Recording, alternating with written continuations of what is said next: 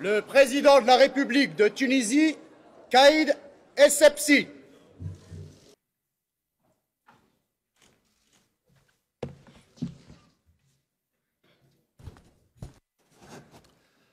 Monsieur le Président, Mesdames et Messieurs les députés, merci, Monsieur le Président, de votre invitation.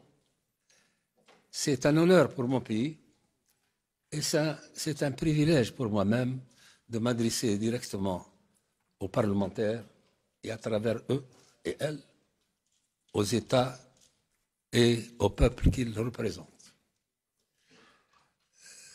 Je voudrais donc, au nom de mon pays, transmettre, et de mon peuple, transmettre à l'Europe, à l'Union européenne, et à travers vous, Mesdames et Messieurs les députés, un message à vos États et à vos peuples, un message d'amitié et de solidarité de la Tunisie et un message de confiance. La Tunisie se présente à vous aujourd'hui sous un nouveau visage, parce que notre peuple a lutté pour engager dans notre pays un processus démocratique. Vous savez que nous avons maintenant une constitution moderne, une constitution pour un État civil, sans référence religieuse ou dogmatique, autrement. Mais nous avons aussi un peuple à majorité musulman. Et nous pensons que l'islam, bien connu, bien appliqué, n'est pas incompatible avec la démocratie. C'est même un élément porteur pour engager notre pays dans cette voie. Nous avons donc constitution, nous avons un président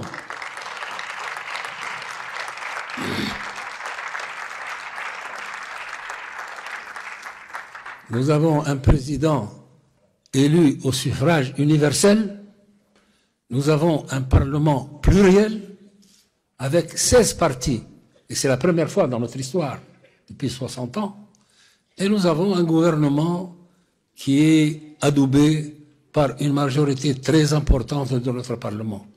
La première fois, 168 voix pour une majorité de 217. Donc, de ce point de vue, la Tunisie se présente sous un nouveau visage et avec de nouvelles perspectives, mais de toute façon, nous ne pouvons que travailler encore plus dur pour la cohésion de notre peuple, pour justement arriver à vaincre les défis qui se présentent devant nous, le défi du terrorisme, le défi du sous-développement, le défi de la représentation à l'extérieur. Nous sommes optimistes, raisonnablement optimistes, et nous allons travailler pour cela.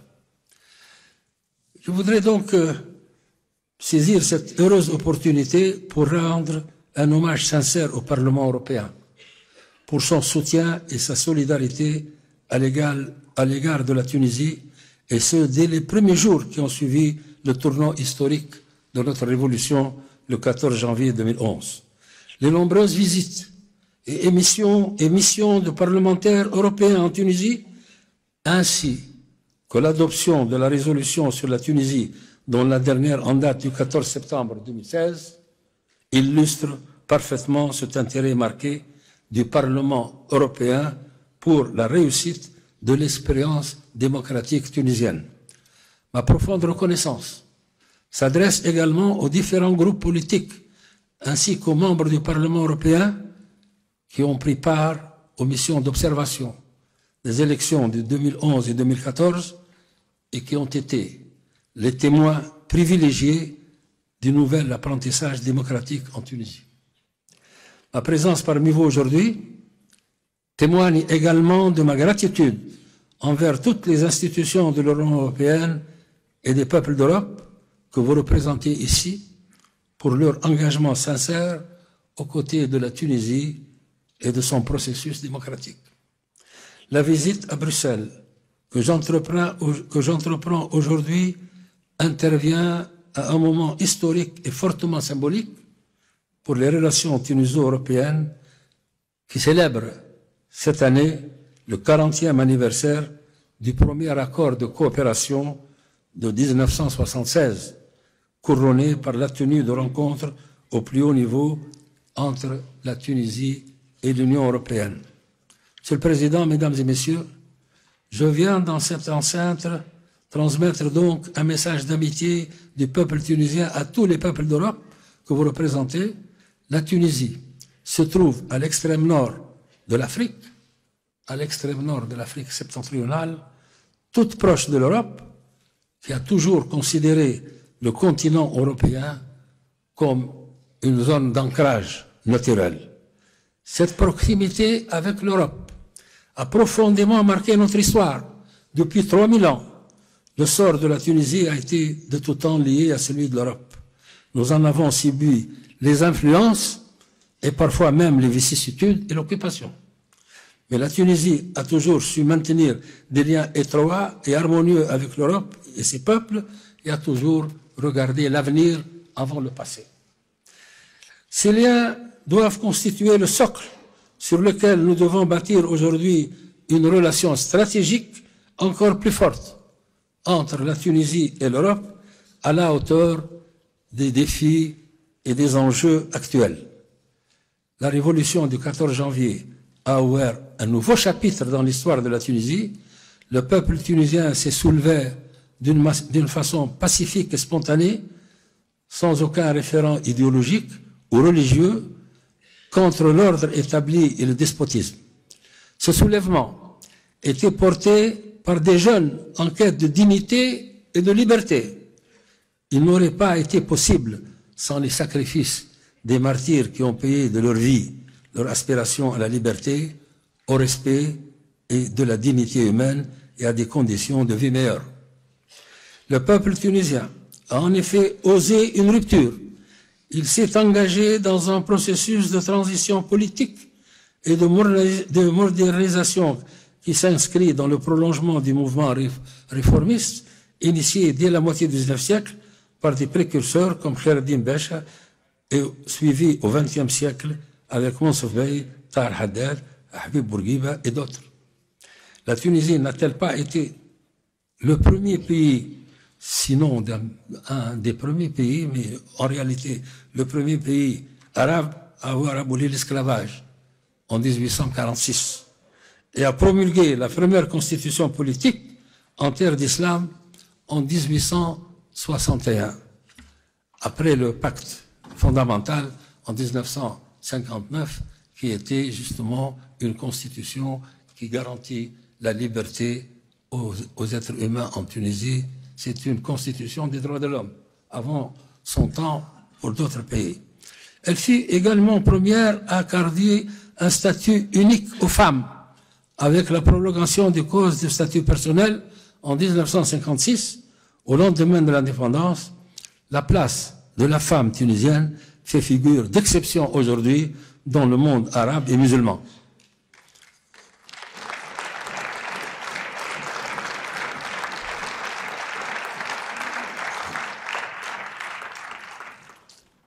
On nous critique peut-être un peu à cause de ça dans certaines parties du monde, mais ça, c'est notre choix. Et c'est notre fierté. La Tunisie réformiste tunisienne s'est appuyée sur une lecture éclairée et modérée de la religion et s'est opposée à toute doctrine rigide ou extrémiste. Cette spécificité tunisienne conforte aujourd'hui notre marche irréversible vers un modèle démocratique auquel sont attachées toutes les composantes de la société politique dans notre pays. La Tunisie est déterminée à prouver au monde entier et à tous ceux qui ont la phobie de l'islam que l'islam n'est pas incompatible avec la démocratie. C'est ainsi que nous avons œuvré à l'adoption en janvier 2014 de cette constitution moderne, conçue pour un peuple musulman, et qui reprend globalement les mêmes principes que la Charte des droits fondamentaux de l'Union européenne. Les élections libres et transparentes qui ont eu lieu la même année et permis de consolider le processus démocratique par la mise en place notamment d'institutions constitutionnelles, dont la dernière en date et le Conseil supérieur de la magistrature qui garantit l'indépendance de la magistrature dans nos pays. Bien évidemment, ce chemin n'a pas été aisé, loin de là. Au lendemain des élections de 2011, le pays a connu une grave crise politique et identitaire qui aurait pu créer un profond schisme au sein de la société tunisienne et faire déraper le processus démocratique. Mais l'attachement des Tunisiens à leur modèle sociétal, tel qu'il a été façonné au fil de notre histoire, et le refus d'un nouvel autoritarisme au nom de la religion ont permis de remettre la transition démocratique sur les rails. D'ailleurs, l'initiative que j'ai prise en 2012 en créant un parti rassemblant différentes sensibilités politiques, résolument orienté vers la modernité, s'inscrit dans cet esprit.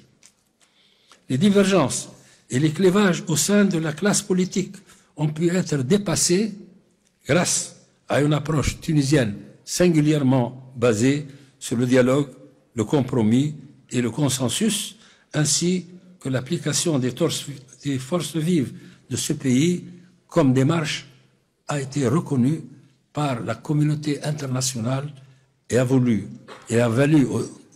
une distinction internationale au quartet du dialogue national qui s'est vu décerner le prix Nobel de la paix en 2015.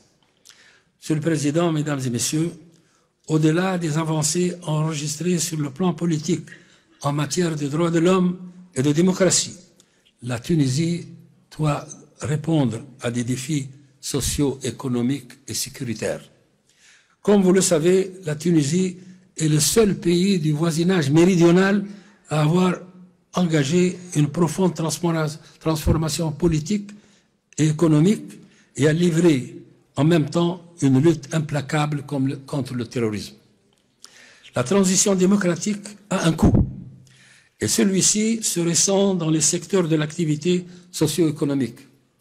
Ce coût s'est traduit en particulier par une forte dégradation des indicateurs macroéconomiques, alors que durant la décennie précédente, la Tunisie affichait une croissance annuelle moyenne de 5%, elle ne peut dépasser plus de 1,5% cette année. Enfin, pour permettre à notre économie de recouvrir sa vigueur et accélérer la cadence des réformes, j'ai pris l'initiative, comme vous l'avez indiqué, Monsieur le Président, tout à l'heure, de constituer un gouvernement d'union nationale dirigé par des jeunes compétences avec une forte participation féminine. Les postes les plus importants actuellement en Tunisie sont occupés par des femmes.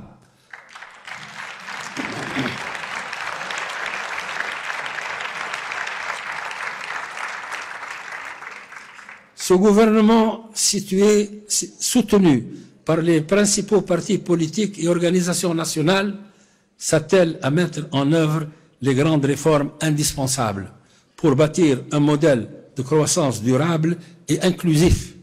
D'ailleurs, le plan de développement quinquennal 2016-2020 s'insère largement dans cette politique. La récente adoption du Code des investissements confirme notre engagement à doter l'économie tunisienne d'un cadre propice à l'investissement national et étranger. Je me réjouis que la conférence Tunisia 2020, qui vient de s'achever hier seulement, a repositionné la Tunisie sur la carte internationale d'investissement. Je tiens à exprimer particulièrement mon appréciation à nos partenaires européens qui ont contribué au succès de cet événement économique majeur. Les contrats signés et les engagements formulés à cette occasion témoignent de la confiance renouvelée vis-à-vis de la Tunisie et de son potentiel économique. La Tunisie dispose d'atouts indéniables à même de lui permettre de sortir de cette crise économique difficile. Il n'en demeure pas moins que la transition économique demeure fragile et sujette à des défis considérables. L'exception tunisienne doit être soutenue davantage, tout comme d'autres pays en leur temps ont été soutenus dans leur processus démocratique. Monsieur le Président, Mesdames et Messieurs, la Tunisie a toujours entretenu avec l'Union européenne des liens solides et étroits. premier pays ayant conclu un accord d'association avec l'Union européenne en juillet 1995, la Tunisie a fait de son rapprochement avec l'Union européenne une constante de sa politique étrangère et un choix stratégique. Nos relations ont connu un nouvel élan depuis 2011 qui s'est concrétisé en 2013 par un partenariat privilégié censé permettre un rapprochement encore plus poussé de la Tunisie et de l'Union européenne, avec laquelle elle partage désormais les mêmes valeurs démocratiques. C'est donc tout naturellement que la Tunisie considère l'Union européenne son premier partenaire comme son principal soutien pendant cette phase délicate. À cet égard, nous nous félicitons de l'appui important qu'a apporté l'Union européenne au succès des premières phases de la transition en Tunisie. Nous saluons particulièrement les nouvelles mesures annoncées récemment dans la communication conjointe de la haute représentante de l'Union et de la Commission européenne pour renforcer davantage ce soutien en prévoyant un accroissement de son soutien au cours des prochaines années. Cependant, nous estimons, et je m'excuse de parler comme cela, que les instruments traditionnels de coopération demeurent insuffisants pour accompagner les remarquables transformations entreprises dans notre pays. Notre pays, qui vit en effet une expérience inédite dans sa région, est en droit d'aspirer à un traitement différencié de la part de son premier partenaire. Nous apprécions à cet égard le fait que le Parlement européen ait pris conscience de l'ampleur du soutien attendu pour consolider le succès de cette expérience en proposant dans sa récente résolution des mesures d'appui significatives en faveur de la Tunisie, à l'instar mise en place d'un plan Marshall et la conversion de la dette en projet d'investissement. Nous espérons que cette initiative trouve un écho favorable auprès des autres institutions européennes et des États membres pour la mobilisation d'un appui conséquent à la hauteur des enjeux et des défis auxquels fait face notre pays, un appui désormais essentiel pour accompagner la Tunisie à franchir cette étape cruciale de son histoire.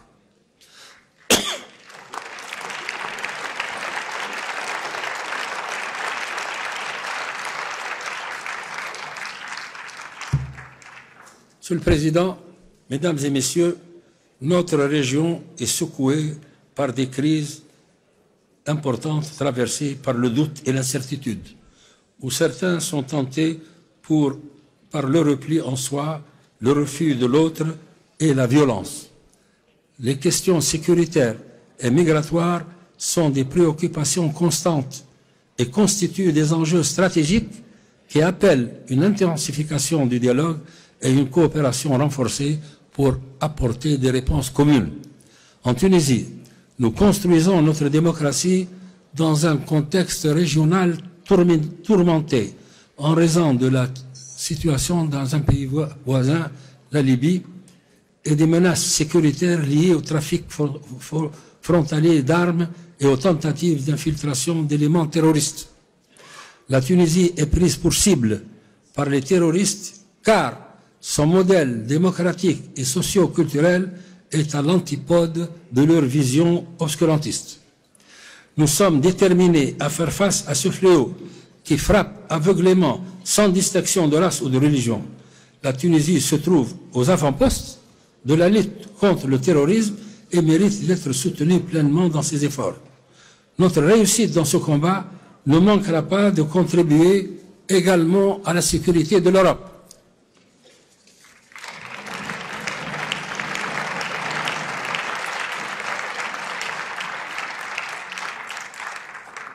À mon initiative, la Tunisie a adopté le 18 novembre dernier un manifeste baptisé « Déclaration de Tunis contre le terrorisme et pour la tolérance et la socialité des peuples, les cultures et les religions ».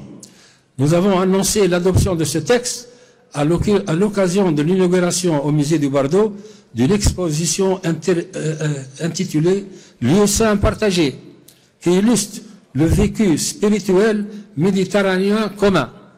En ouvrant cette exposition en présence des familles des victimes d'actes de terrorisme, je voulais également rappeler que la Tunisie est une terre ancestrale de tolérance, d'hospitalité et de pluralité culturelle et religieuse.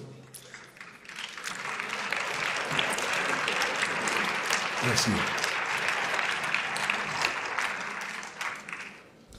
Il est donc indispensable aujourd'hui de promouvoir davantage les valeurs du dialogue et de tolérance et de replacer la dimension humaine au centre de nos relations. Notre appartenance à l'espace méditerranéen commun nous impose de rappeler au monde les vertus de l'ouverture et du dialogue. Et nous apprécions à cet égard le fait que le Parlement européen est... Alors, c'est celui-là. Voilà. De par sa vocation, son histoire antique et sa géographie, notre mère commune doit redonner goût au brassage des cultures et des civilisations et redevenir ce trait d'union qui relie les espaces et les hommes et non une frontière qui les sépare. Cet espoir doit être porté en premier lieu par les jeunes des deux rives.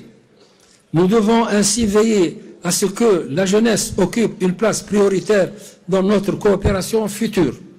Nous nous félicitons à cet égard des initiatives de coopération mises en place par l'Union européenne dans le domaine de la jeunesse, de l'enseignement supérieur et de la recherche scientifique.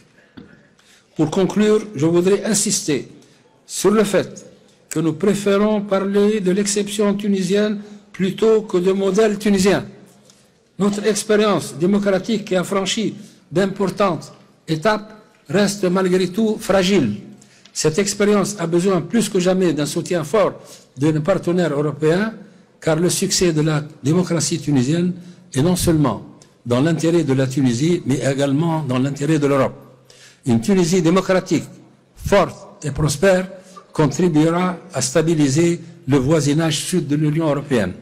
Voilà le message de confiance et d'amitié que je voulais délivrer ici au Parlement européen. Enfin, je tiens à retirer mes remerciements les plus chaleureux au Parlement européen de m'avoir offert l'opportunité de m'adresser à ses honorables membres et à travers eux au peuple ami qu'ils représentent et que j'invite à venir nombreux visiter la Tunisie libre et démocratique parce que la situation sécuritaire est actuellement très comparable à celle de l'Europe.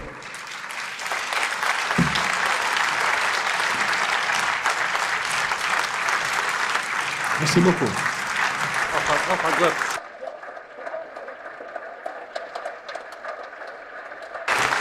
Merci, je comprends que le message est bien compris. Merci, madame.